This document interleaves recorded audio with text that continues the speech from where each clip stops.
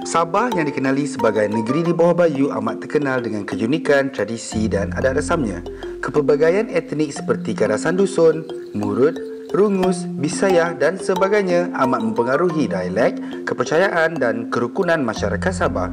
Bentuk muka bumi atau topografi yang tersendiri juga antara faktor yang mencorakkan keadaan sosioekonomi, hubungan sosial, politik dan pendidikan dalam kalangan generasi belia. Faktor persekitaran yang berbeza ini mempengaruhi tahap kesejahteraan hidup belia di negeri Sabah. Tahukah anda seramai 52.7% daripada penduduk di Sabah adalah golongan belia yang berumur 15 hingga 40 tahun.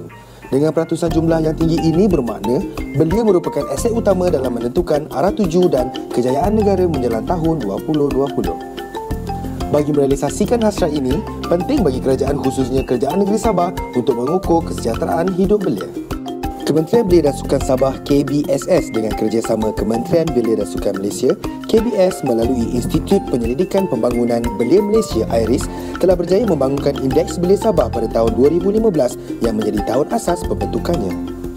Tahukah anda, negeri Sabah merupakan negeri pertama di negara ini yang mempunyai indeks belianya sendiri bagi tujuan melaporkan mengenai tahap kesejahteraan hidup belia Sabah melalui 12 domain dan 55 indikator yang merangkumi pembangunan kendiri, hubungan sosial, identiti, potensi diri, kesihatan, pendidikan, kesejahteraan ekonomi, keselamatan, sosialisasi politik, penggunaan media, waktu senggang dan bebas tingkah laku diri. Bagi memudahkan pemahaman tentang prestasi kesejahteraan hidup belia, IBS 15 diukur berdasarkan 6 skala dengan nilai kosong sebagai tahap tidak memuaskan sehingga nilai skor maksimum 100 menunjukkan di tahap kesejahteraan hidup yang sangat memuaskan.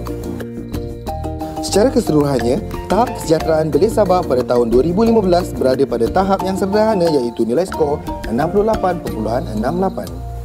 Terdapat beberapa domain yang berada pada tahap sangat memuaskan dan ada juga yang berada pada paras tidak memuaskan yang perlu diperhalusi seperti domain sosialisasi politik, waktu senggang dan kesejahteraan ekonomi.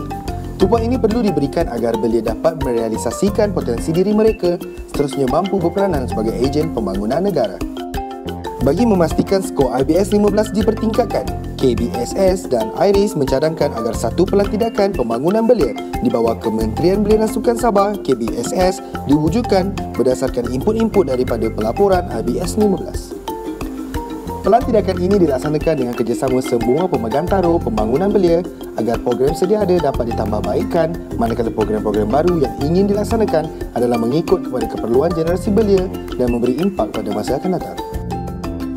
Dengan adanya IBS 15, ia boleh dijadikan sebagai penanda aras dalam mengukur tahap kesejahteraan hidup belia Sabah, menyediakan input bagi pembentukan atau penggubal dasar, memandu pembentukan pelantindakan sebagai indikator dalam mengukur pencapaian dasar belia Malaysia dan panduan kepada pemegang taruh berkaitan pembangunan belia. Layari www.sabah.gov.my/kbs untuk mendapatkan maklumat lanjut berkaitan IBS 15.